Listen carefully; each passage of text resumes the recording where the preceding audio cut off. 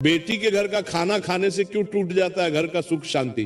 क्या आपने कभी गंभीरता से सोचा है कि बेटी के घर का अन्न ग्रहण करने से माता पिता को ऐसे 3 बड़े पापों का भागी क्यों बनना पड़ता है, जिनका दंड उन्हें अपने जीवन में ही दुख, अपमान और अशांति के रूप में भुगतना पड़ता है? क्या यही कारण नहीं है कि अनेक माता पिता बुढ़ापे में रोग, कष्ट और संतानों से दूरी होने का दुख झेलते हैं? अब जो विषय में आपके समक्ष रखने जा रहा हूं वह केवल एक कथा नहीं बल्कि जीवन की वो सच्चाई है जिसका प्रभाव सुनने मात्र से नहीं बल्कि समझने और मानने से घर परिवार की दिशा बदल देता है। तो आप लोग मन को शांत रखिए, श्रद्धा को जागृत कीजिए और इस पावन कथा को अंत तक ध्यानपूर्वक सुनिए। गांव था धर्मपुर, मिट्टी के घर, आंगन में तुलसी चौरा और दरवाजे पर बंधी हुई गाय। उस गांव में एक सीधा साधा ब्राह्मण रहता था, पंडित हरिदत्त। वे बहुत बड़े विद्वान नहीं थे पर मन के बड़े शुद्ध थे। उनकी पत्नी थी धर्मवती। धर्मवती का स्वभाव ऐसा था कि रोटी बनाते समय भी रोटी पर हाथ रखने से पहले मन ही मन भगवान का नाम लेती। उनके घर में जो भी आता उसे खाली हाथ नहीं जाने देती, पर साथ ही मर्यादा का पालन भी उतना ही कठोर था। हरिदत्त और धर्मवती की एक ही संतान थी, बेटी, नाम था गौरी। गौरी बचपन से ही बहुत समझदार, मां के साथ चूल्हे पर बैठकर दाल में नमक कम ज्यादा करना सीख गई थी और पिता के साथ बैठकर रामायण की चौपाइयां भी सुन लिया करती थी। पर समय अपनी गति से चलता है। गौरी जवान हुई और उसके विवाह का समय आया। गांव में ही एक संपन्न परिवार था, सेठ रघुनाथ का। उनके बेटे का नाम था माधव। बाहर से सब ठीक, कपड़ा अच्छा, घर बड़ा, बोलचाल मीठी, रिश्ता तय हुआ, विवाह हुआ और गौरी विदा होकर अपने ससुराल चली गई। विदाई के दिन धर्मवती ने बेटी के माथे पर हाथ रखकर बस इतना कहा, बिटिया, ससुराल में सुख हो तो भी अहंकार मत करना, दुख हो तो भी घर की चौखट को दोष मत देना, और एक बात, अपने पिता का मान रखना पर अपने पिता को कभी अपनी रसोई का क्षणी मत बनाना। गौरी ने मां की बात सुनी पर उसका अर्थ पूरी तरह नहीं समझ पाई। उसे लगा मां बस परंपरा की बात कर रही है। समय बीता, गौरी का गृहस्थ चलने लगा, पर सेठ का घर बड़ा था और बड़े घरों में दिल कई बार छोटा हो जाता है।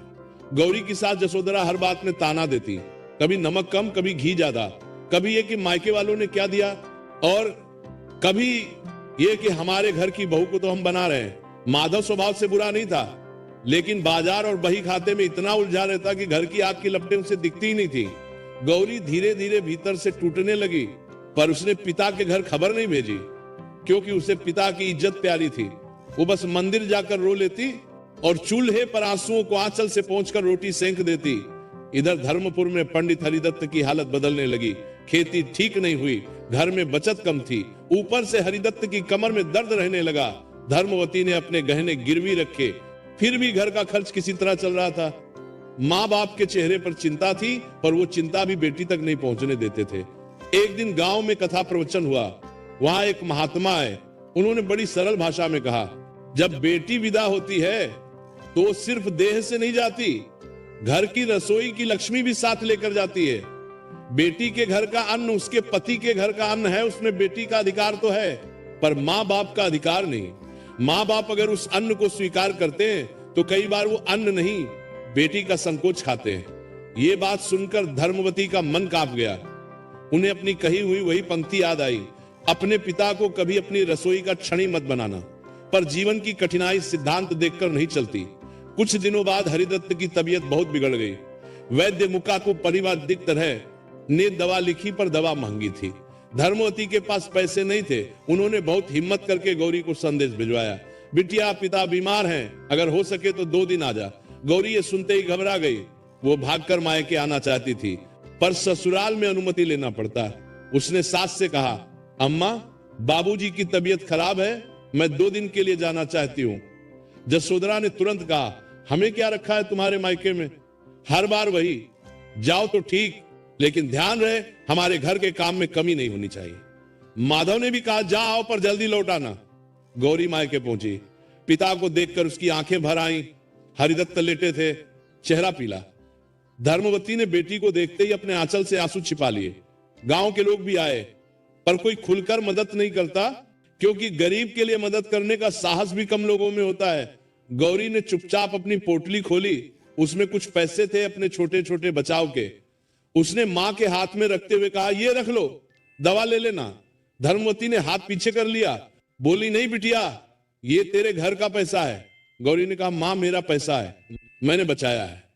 धर्मवती ने धीमे स्वर में कहा, बिटिया, बेटी के घर का पैसा भी कई बार बेटी की सांसों की कीमत पर बचता है, हम नहीं लेंगे। पर गौरी जिद पर अड़ गई, उसने पैसे रखी दिए। दवा आ गई, पिता को कुछ राहत मिली। अब गौरी को लगा कम से कम कुछ तो कर पाई रात हुई। धर्मवती ने चूल्हा जलाया।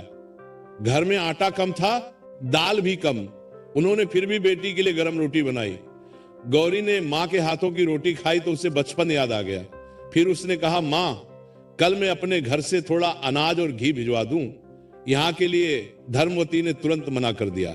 नहीं बिटिया, देख, हम भूखे रह लेंगे, पर तेरे घर की रसोई का सामान यहां नहीं आएगा। गौरी ने पूछा, क्यों मां, मैं आपकी बेटी हूं, मेरा घर आपका ही तो है। धर्मवती ने बेटी के सिर पर हाथ रखा और बोली, बिटिया, तेरा घर तेरा है, हमारा नहीं। हमारा घर ये है और हमारी रोटी यहीं की है।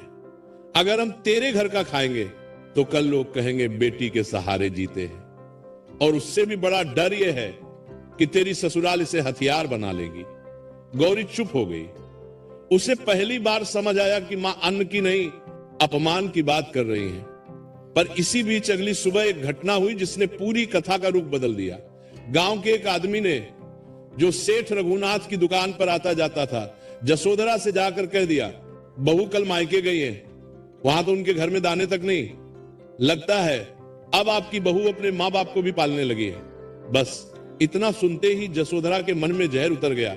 उसने माधव से कहा, देखा, मैंने पहले ही कहा था, ये लड़की मायके को खींचेगी। आज पैसे भेजेगी, कल अनाज भेजेगी, परसों कहेगी मां बाप को यहां रख लो। माधव ने कहा, अम्मा, वो तो पिता बीमार है। जसोधरा ने ताना मारा, तो क्या हमारी रसोई चलती दुकान है? जब चाहो दवा, जब चाहो खर्चा। और सुनो, कल से अगर उसके मां बाप हमारे घर आकर खाना खाने लगे तो मैं इस घर में चूल्हा नहीं जलाऊंगी। अब यहां से कहानी असली शीर्षक की ओर बढ़ती है, क्योंकि जिस दिन मां बाप बेटी के घर का खाना खाते हैं, कई बार वही दिन बेटी के लिए सबसे भारी बन जाता है। गौरी अभी मायके में थी और उसे यह सब पता नहीं था। उधर हरिदत्त की हालत थोड़ी सुधरी तो उन्होंने बेटी से कहा, बिटिया, अब तू लौट जा, तेरे घर की मर्यादा तेरे हाथ में है, हम पर चिंता मत कर। गौरी बोली, बाबूजी आप ठीक हो जाए फिर जाऊंगी।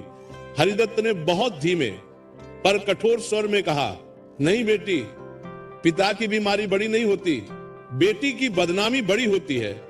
और ठीक उसी समय दरवाजे पर किसी के आने की आहट हुई। धर्मवती ने पर्दा हटाकर देखा, गांव का वही आदमी खड़ा था जो सेठ के यहां आता जाता था। उसके हाथ में मिठाई का डिब्बा था और चेहरे पर बनावटी मुस्कान। उसने कहा, अरे धर्मवती जी, सुना है दामाद जी का घर बड़ा संपन्न है। आजकल तो लोग बेटी के घर का खाकर भी सुखी रहते हैं, बस किस्मत चाहिए। धर्मवती का चेहरा सफेद पड़ गया। गौरी ने यह बात सुनी तो उसका कलेजा कांप गया। वह समझ गई कि बात फैल चुकी है, और अगर बात फैल गई तो ससुराल में ताने बढ़ेंगे और उसके पति पर भी दबाव आएगा। हरिदत्त ने धीरे से धर्मवती की ओर देखा, मानो कह रहे हूं, देख लिया, जिस डर की बात तू कर रही थी वो डर आ गया। गौरी ने उसी क्षण निश्चय कर लिया, आज से वो अपने मां बाप को किसी भी अपमान की परछाई से दूर रखेगी, चाहे उसे खुद कितनी भी आग पर चलना पड़े। अगली सुबह वो मायके के आंगन में तुलसी के आगे दीप रखकर बोली, मां, बाबूजी, आशीर्वाद दीजिए। आपका कर्तव्य मेरा धर्म है, पर आपका मान मेरे लिए प्राण से बढ़कर है। मैं आज ही लौट रही हूं, पर जाते जाते एक वचन देती हूं, आप मेरे घर का अन्न कभी नहीं खाएंगे और मैं आपको कभी उस स्थिति में आने भी नहीं दूंगी। धर्मवती की आंखें भर आईं, पर उन्होंने सिर हिलाकर कहा, यही हमारी बेटी है, जाओ अपनी मर्यादा बचाओ। गौरी ससुराल पहुंची तो घर में ठंडा ठंडा ताना हवा की तरह चल रहा था। जसोधरा ने दरवाजे पर ही कहा, बहू, सुना है आजकल मायके का खर्च यहीं से चल रहा है। गौरी ने शांत स्वर में उत्तर दिया, अम्मा, आज से कोई खर्च किसी से नहीं चलेगा। और एक निवेदन है, मेरे माता पिता आपके भी बड़े हैं, उनके विषय में कोई भी बात घर की लक्ष्मी को अशुद्ध करती है। माधव असहज खड़ा था। गौरी ने उसी के सामने अपनी चूड़ियों के 2 सेट उतारकर थाली में रख दिए और बोली, ये मेरे अपने श्रम की नहीं, आपके घर की दी हुई है। अगर कभी मेरे मायके को दवा, वस्त्र या सहारा चाहिए होगा, मैं अपने श्रम से दूंगी, सिलाई करूंगी, पढ़ाऊंगी, पर आपके घर की रसोई को उस काम में नहीं लगने दूंगी। और एक वचन आज आपसे भी लेती हूं, मेरे माता पिता इस चौखट पर अतिथि बनकर आए तो उन्हें आदर देंगे, पर उनसे कभी थाली नहीं लगवाई जाएगी। जसोधरा पहली बार निरुत्तर हुई। माधव ने धीमे से कहा, मैं तुम्हारे साथ हूं गौरी, मैं भी अपने पुरुषार्थ से उनकी सहायता करूंगा, पर बिना किसी को ताना दिए, बिना दिखावे के। उसी संध्या माधव और गौरी धर्मपुर पहुंचे। हरिदत्त दरवाजे पर ही उठ बैठे।